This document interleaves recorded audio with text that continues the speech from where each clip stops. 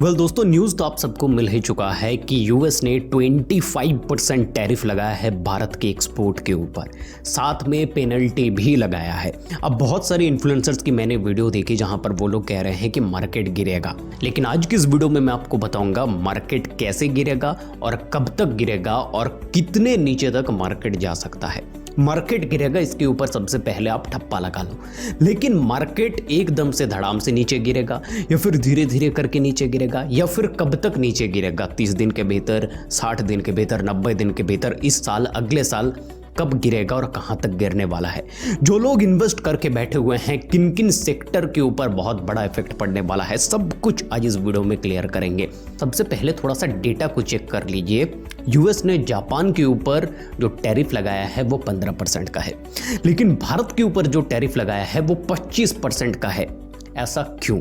इसके पीछे कई सारे कारण हैं, लेकिन उनमें से एक कारण यह है कि भारत के साथ में रशिया का जो कोलैबोरेशन है, जो अच्छा रिलेशन है इन दोनों देशों के भीतर, ये यूएस को हजम नहीं हो रहा। भारत अगर डिफेंस सेक्टर में वेपन खरीद रहा है वो रशिया से खरीद रहा है, भारत अगर क्रूड ऑयल खरीद रहा है, तेल खरीद रहा है तो वो रशिया से खरीद रहा है।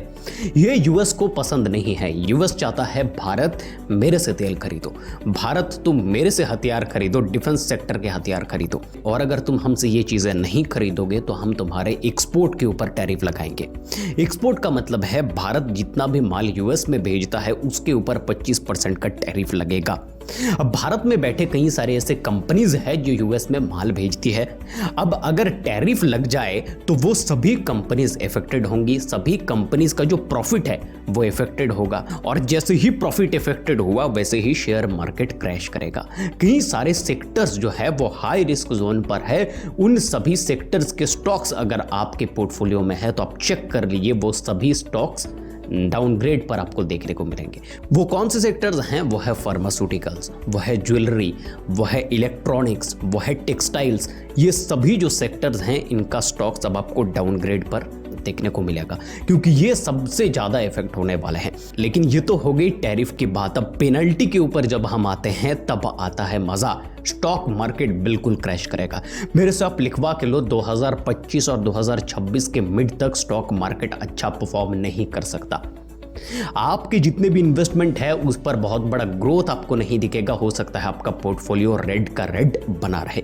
अगर आप पिछले 1-1.5 साल में स्टॉक्स खरीदे हो या फिर म्यूचुअल फंड के भी लेकर के बैठे हुए हो तो आपका पोर्टफोलियो गिरने वाला है भाई। Indian stock market 99% of the cases में नीचे गिरेगा।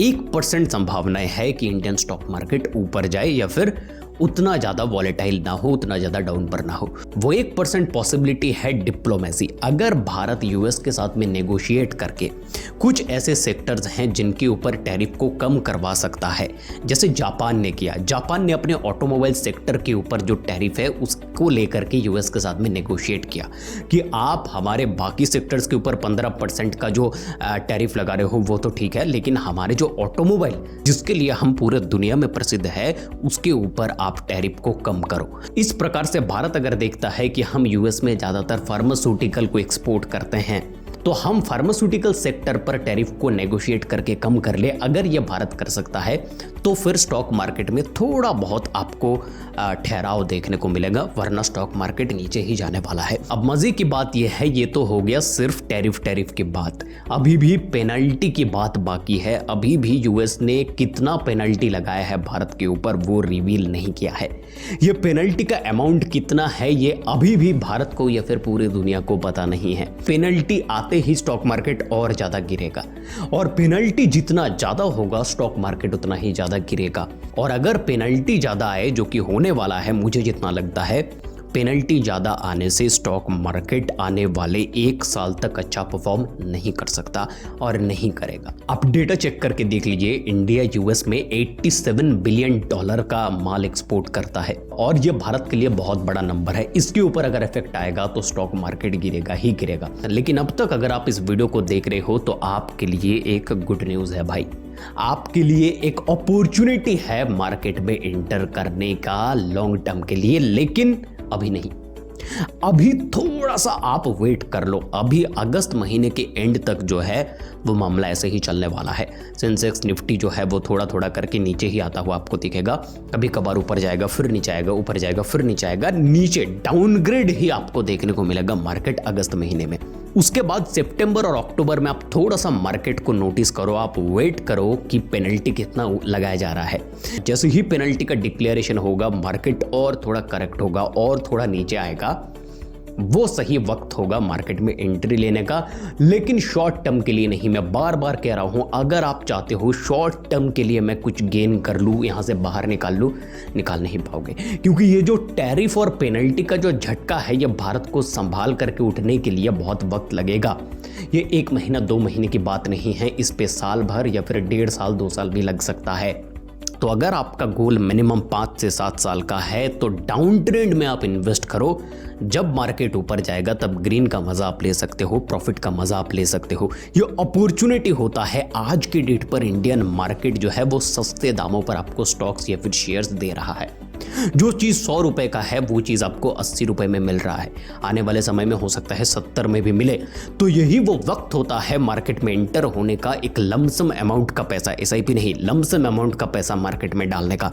लेकिन वेट कीजिए पेनल्टी का जो अमाउंट है वो आने तक, पेनल्टी कितना लगाया जा रहा है, उसके बाद जब मार्केट करेक्ट होगा तब जाकर के आप मार्केट में एंट्री लीजिएगा। और उसके बाद अगर आपका 5 से 7 साल का गोल है फिर इस वक्त पर मार्केट में एंट्री लीजिए। अगर आप ऐसा सोच रहे हो कि 1 से 2 साल के भीतर यहाँ से कुछ निकाल लेंगे, फिर ये काम कर लेंगे, ये गाड़ी ले लेंगे, ये घर बनाएंगे, ये बेटी की शादी कर लेंगे, ये एडुकेशन के लिए बाहर, मत कीजिए। 2025 के अगस्त से शुरू करके लगभग 2026 के मार्च तक मार्केट बहुत अच्छा परफॉर्म नहीं करने वाला, ये पेन एंड पेपर पर लिख लो आप। अब लास्ट में 30 सेकंड उनके लिए जो अभी मार्केट पर इन्वेस्ट कर चुके हैं, पिछले 1-2 साल में इन्वेस्ट करके बैठे हुए हैं, उनका पोर्टफोलियो तो अभी रेड है, लालम लाल है। आपको डरने की ज़रूरत नहीं है। अगर आपको डर लग रहा है फिर भी मैं कहूँगा कि थोड़ा बहुत जो है वो पेशेंस रखिए अपने अंदर, थोड़ा सा पेशेंस रखिए, ये आपका लॉस जो है वो रिकवर हो जाएगा आने वाले 3 से 4 साल के भीतर और आपको प्रॉफिट भी मिलेगा। प्लीज़ आप वेट कर लीजिए, लॉस बुक करके इस वक्त पर तो कम से कम अपने स्टॉक्स को, अपने शेयर्स को, अपने म्यूचुअल फंड के NAV को सेल मत कीजिए। तो आशा करता हूँ ये वीडियो आपको पसंद आई होगी, पसंद आने पर लाइक कीजिए। हम पर्सनल फाइनेंस के ऊपर वीडियो बनाते हैं, साधारण इंडिविजुअल रिटेल इन्वेस्टर्स के लिए वीडियो बनाते हैं। चैनल को सब्सक्राइब कर लीजिए, आपके काम आएगा। नमस्कार।